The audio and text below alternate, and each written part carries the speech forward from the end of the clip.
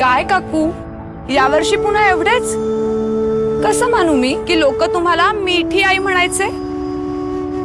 माझं मन नाही लागत आता बाळा. जो मिठी आई बोलायचा तोच नाही राहिला. काकू चल, आरतीची वेळ झाली. जाताना मोदक घेऊन जा. हा,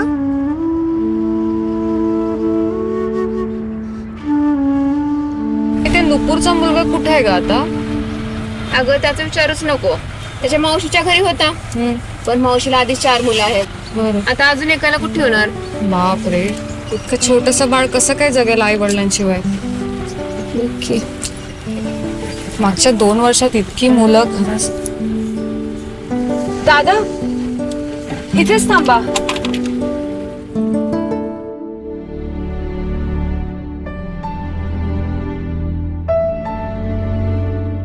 मिठी आई, मला एक मदत दे ना.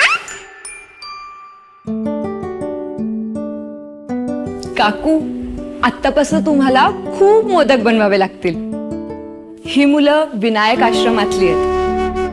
ह्यांचं या जगात कोणीही नाही आणि एकट्यानं राहण्याचं दुःख तुमच्यापेक्षा चांगलं कोण ओळखू शकणार? ही मुलं अनाथ जरी असली तरी जोवर तुम्ही आहात तोवर ती कुटुंबाशिवाय नाहीत, नाही का?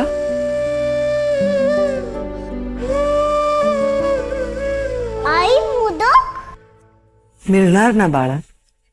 जेवढे हवेत तेवढे मिळणार.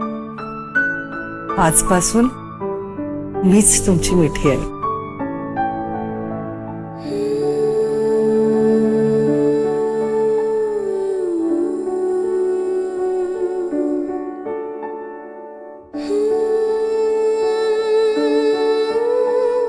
सुख करता दुख हरता वार्ता विघ्नाची नुरवी पुरवी प्रेम कृपा. या गणेशोत्सवात जेव्हा बाप्पांना घरी आणाल तेव्हा आनंदाचे काही क्षण त्यांच्यासोबतही साजरे करा ज्यांनी या महामारीत आपल्या प्रियजनांना गमावलंय.